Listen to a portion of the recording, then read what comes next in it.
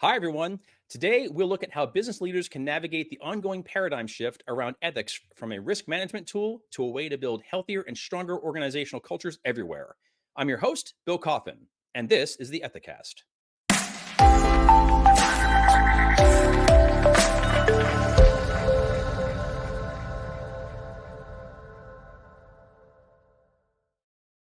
In a world of weaponized transparency, public square accountability, and a swiftly evolving intersection between money and morality, how are businesses supposed to chart the best course forward as ethical organizations?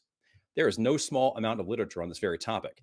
But in a world where renegade CEOs seemingly flaunt the law at will, where corporate brands find years of reputational goodwill vaporized in a single social media post, and where changing tides around ESG make long term commitments in that space ever more difficult, ethics and compliance has become the role of everyone in an organization, not just its leadership and not just its ethics and compliance professionals. With us today to talk about this is Alison Taylor, a clinical professor at NYU Stern School of Business and executive director at Ethical Systems, a research collaboration based at NYU and focused on building more ethical organizational cultures. Allison is a renowned expert advising large multinationals on risk, corruption, sustainability, and organizational culture. Her book, Higher Ground: How Businesses Can Do the Right Thing in a Turbulent World, was published by Harvard Business Review Press in February 2024. Allison, thanks for joining us today. Congratulations on the book. I've been really looking forward to this conversation. Thank you so much, Bill. It's such a pleasure to be here and to talk to you. One of the things that struck me most about Higher Ground is that it does this really great job of presenting an in-depth mission statement to the business world about how business integrity matters and how to operationalize it. So, I guess my double-headed question for you is, why did you feel that such a mission statement is necessary at this particular moment in time, given all that's going on in the business world? And how did your decision to write this book reflect the current state of your own professional journey in the ethics space? Oh, well, that's such a wonderful question to kick off with. And I suppose what I would say is the premise of the book is that we've never been so confused about what it takes to be a responsible business. Quite clearly, we are beyond the point in time where we can say just focus on shareholder value and don't break the law. Any good Yeah. ethics and compliance officer, and I know this is a big part of your community, knows that we need to go beyond that to principles, knows that culture is important, knows that leadership is important.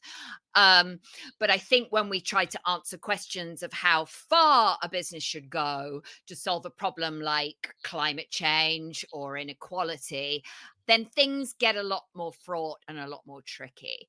And then the other thing I've observed is that there's a very, very noisy debate and conversation at the moment, epitomized by the debate on whether you are pro or anti ESG, that often loses sight of the point. And so I think even if you're as deep in this world as we are, it can often feel like there's a lot of noise and no one's really getting to the point. But I think if you're not in this world, it all feels like a lot of overwhelming jargon and people yelling at each other. So I have foolishly Yeah. tried to answer the question of what it would take to be a good business in the 2020s.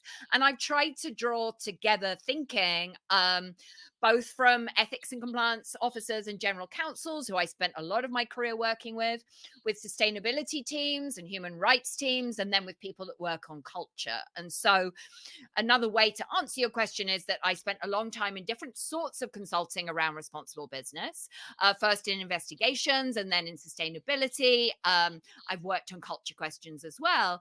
But now finding myself at NYU and with a bit more time to think, it's given me a chance to step back and reflect on my career. And also, I'm faced with students asking questions about what to do about these topics every day. And I thought I should write something that might help them. So you do a great job in Higher Ground of capturing the risk and reward of the swiftly evolving interface between what I mentioned before as money and morality, especially where business is involved. So over the course of your professional travels, can you point to a company that you think provides an especially good example of excellence, not just in the realm of business integrity, but in the area of having evolved as swiftly as the world around it, either to manage one of the many emerging risks you mentioned in your book, or as a way to advance its own ethical identity? Sure. So I guess my first answer would be I don't love picking poster children. Like I kind of think part of the problem is tried to divide the world into good companies and bad companies, and as we will know, no company is perfect. Every company is an True. evolving system, and no company is getting everything right on the ethics and sustainability agenda. Organizations evolve constantly. But so I can give you good examples, but I should just first flag that none of these examples are perfect. One that springs to mind that I open and close the book with is Chobani, the yogurt company. Mhm. Yep. They've given their employees ownership. They are private, so they have life a little bit easier in some respects. They're focused very strongly on the US food system, including the agricultural system. And I think most impressively of all, they've managed to hire refugees in very, very Republican parts of the country without suffering the kind of social media backlash you might Mhm. imagine. And I think that's because they center their culture and they center what they're doing on their impact on employees and on treating workers with dignity and respect. Another organization I really like is the Australian tech company Atlassian. And I think if you look at their sustainability report, you'll see something much clearer and more straightforward and more transparent than we're used to seeing in these kind of documents that includes here's where we failed and here's why. That is not a very common thing for companies to do and say. And so there are more examples, but those I think are two good ones of companies that aren't the biggest, but are really trying to reshape the conversation in productive ways. We are living in an age where companies in particular are expected to express their values at lightning speed by reacting to moments of political or cultural importance. You have a wonderful chapter in this book that really speaks directly to that. But my question is, you know, how does that reality impact the need for organizations to build meaningful cultures of ethics, given that cultures themselves take much longer time frames to establish and to change and to nurture and to advance? Sure. So I think this is such a wonderful question because I think part of what's happened is, right, we've seen this rhetorical shift away from shareholder value into something that's often called stakeholder capitalism. And so there's been a big push, I think, to get CEOs to speak up on behalf of stakeholders, talk about balancing stakeholder interests, talk about meeting stakeholder needs. And it's all understandable and it's all valid. These are real pressures, and companies are in a much more fraught reputational environment. But I think it's often ended up with empty rhetoric about how everything is a win-win and over Yeah. promising. So you almost hear this kind of attitude of if any of this company's stakeholders cares vaguely about this thing, this company needs to be solving the problem. And so what we tend to get is a lot of kind of glossy brochures and a lot of ticking the box on 40 Mhm. things. And I think one of the best routes forward is to be rather laser focused on a couple of things that are directly relevant to how your business creates value, and then to center your ethics efforts on people. The other thing that I think that's really interesting here, and you asked about the role of ethics, is that with this rise of stakeholder capitalism, everyone has been very keen to say that none of this has anything to do with ethics and isn't about ethics. And ethics is too moral and ethics is too ideological.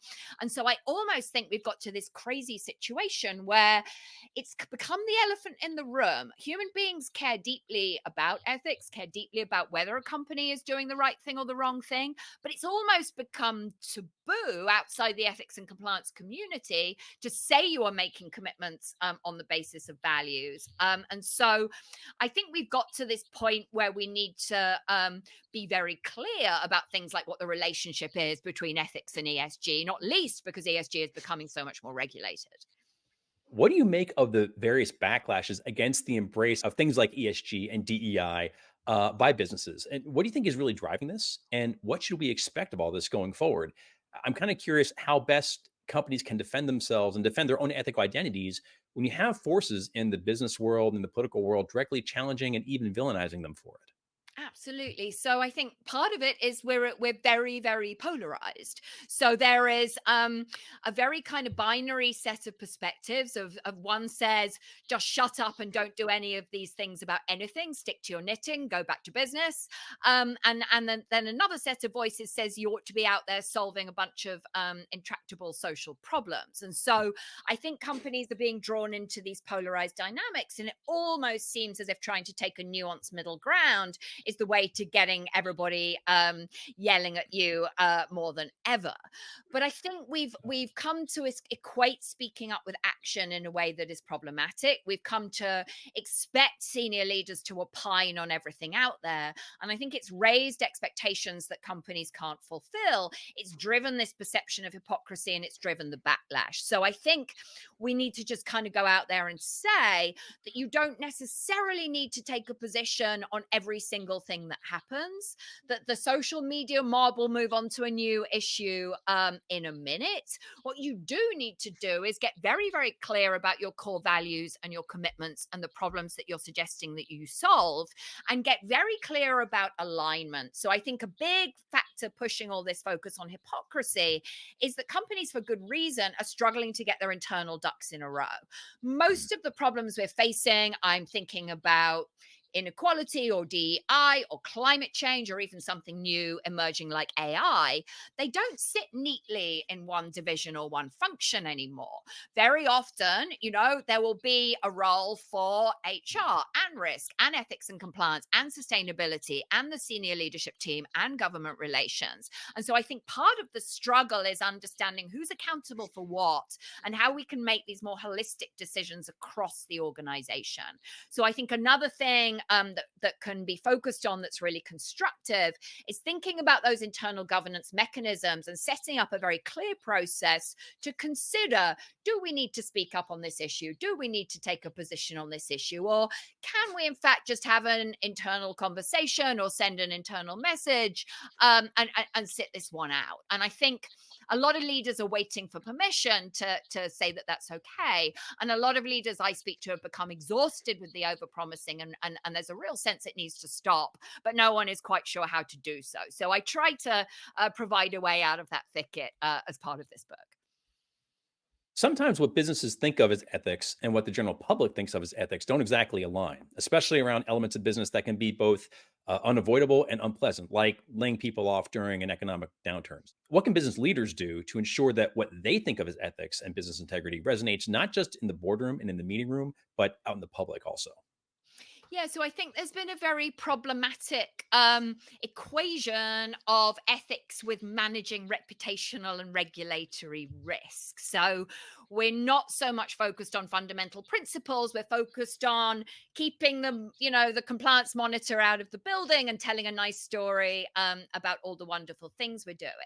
And then, to your point, the topic has become very fraught. So if you raise questions of ethics, you'll very often get this reaction of, oh, well, it's really tough. It's really ideological. It's really divided out there. How are we possibly supposed to take a position or have any values when everyone disagrees so much? And in response to that, I often give a couple of examples because I think there is this sort of misperception that all these questions are hopelessly polarized and partisan and ideological. And so Hertz, the car company, has just paid a huge fine for having its customers arrested when it in fact lost its cars in car lots somewhere.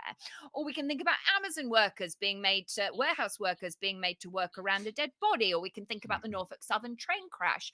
And I think in all three cases, what is happening is those companies are not centering their ethics efforts on their impact on human beings, but they're rather thinking about how to manipulate reputation and to manipulate the regulator for their own advantage. And I think if we center our efforts on that impact, on the need to treat human beings with dignity and respect, I think we will find that the questions are less partisan, and that in fact most of the general public agrees that companies should not be doing any of the things I just listed.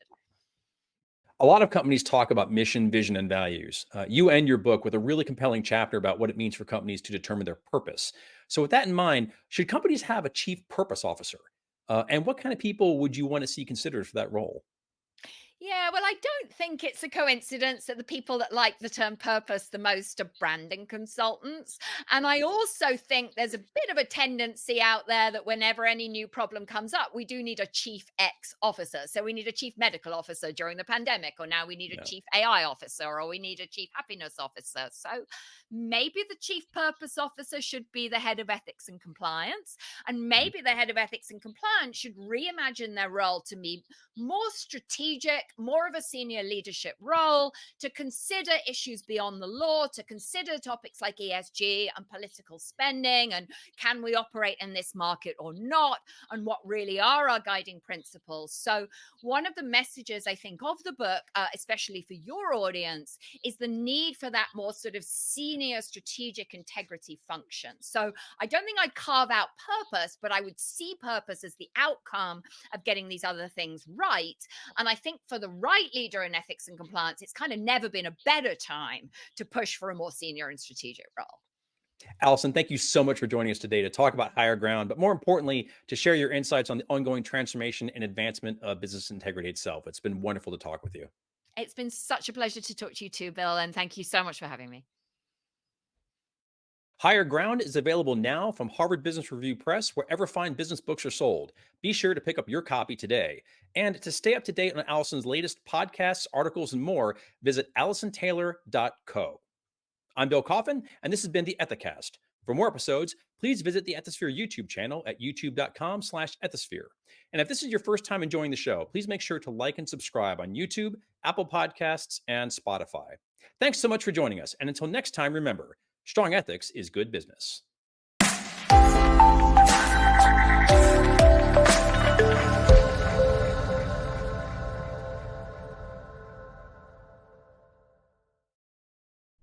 Ethics doesn't just happen. You need to put in the time. So make sure to register for the 15th Annual Global Ethics Summit, a live and virtual event in Atlanta, Georgia from April 22nd through the 24th. Save $200 by using the code ETHICAST at registration. To learn more, visit attendges.com.